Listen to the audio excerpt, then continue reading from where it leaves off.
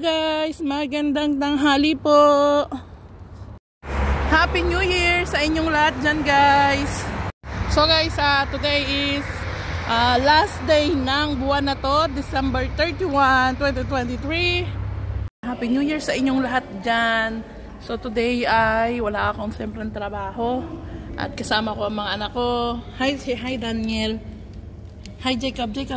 Papunta kami ngayon ng mall at bibili ng yan, dito kami ngayon sa metro. Papunta po kami ngayon ng mall ng Ubur.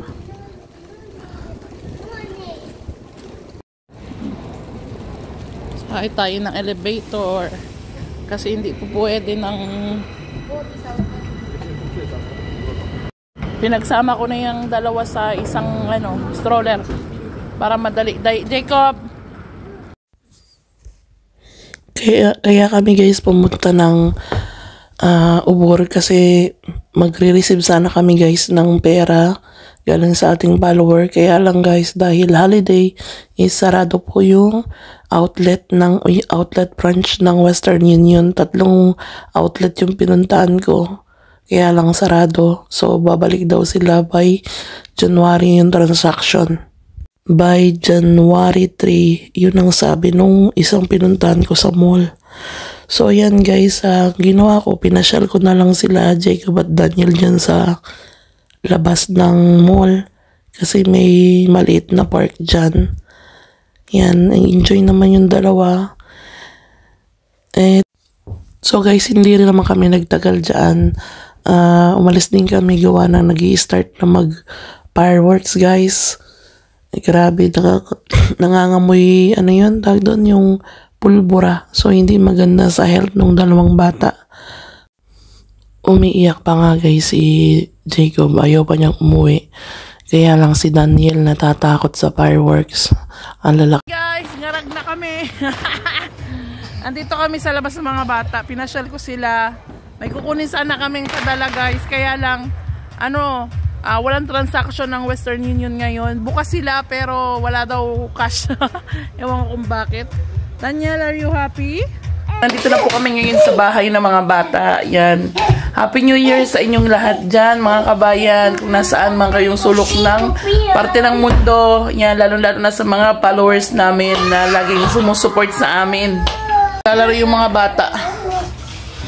Today ay hindi po ako nagluto ng kahit bumili lang po ako ng prutas. Ay nagluto ng kanin lang, tapos bumili yung asawa ko kanina ng isda, isda, kanin, tapos yung karne na luto na yon galing sa kapitbahay namin. Happy New Year sa inyong lahat dyan guys. So ako na lang yung gising dito sa bahay at hopefully na hindi lang ako, wish ko na this year, 2024, ay maging maayos yung ating buhay. Unang-una, syempre, yung kalusugan natin, yung kalusugan ng mga anak ko, yun yung importante sa akin. At syempre, yung takbo ng buhay, sana magbago na. Pero sabi nga na, nasa iyo yun kung paano mo babaguhin ang buhay mo. Pero syempre, kailangan laging samahan natin ng dasal lagi kay Lord. Huwag tayong makalimot. Kasi, si Lord lang ang pwede makapagbago ng lahat. Marami na ako napatunayan guys na miracle kay God.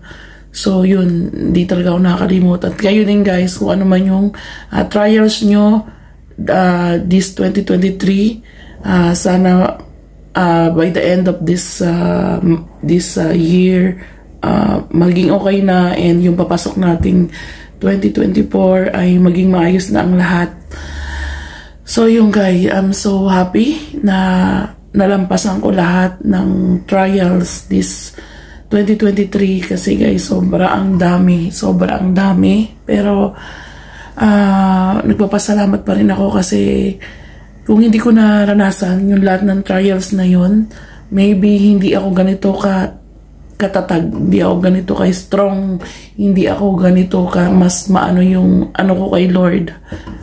So, yun. Siguro this year, lesson, learn, forgive, tapos move on.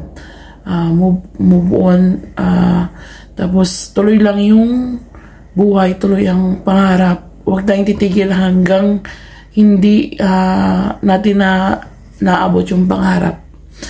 So this year 2024, sana matupad lahat ng pangarap ko, ng wish ko para sa mga anak ko, sa pamilya ko, sa amin ng pamilya ko, syempre din sa Pinas, na hopefully 2024 makauwi kami ng Pinas.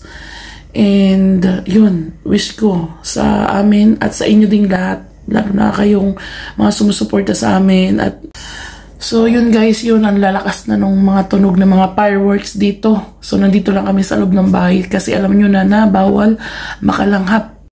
Number 1, bawal makalanghap ng usok ng amoy ng pulbura yung mga bata. Kasi guys, kaninang nasa Ubur kami, nasa mall, grabe na amoy ko na yung pulbura nung mga fireworks. Kaya sabi ko, tara na. Kanina kami na lang guys yung nandun sa palaruan. May ilan-ilan pa rin. Yun guys, hanggang dito na lang. Happy New Year sa inyong lahat. Yan, maraming salamat po sa mga suporta nyo sa amin. Yun, walang sawa guys. Ako lagi nagpapasalamat sa inyo at pinagpipray ko rin kayo guys na maging okay ang inyong kalusugan at ang inyong pamumuhay. Maraming salamat. Happy New Year! Welcome 2024. Yan, bye-bye guys. Yan, positive lang tayo sa buhay. Sobrang miss ko na yung pamilya ko. Sobrang miss ko na anak ko. Sobrang miss ko na mga magulang ko. So yun, Happy New Year guys. Bye-bye!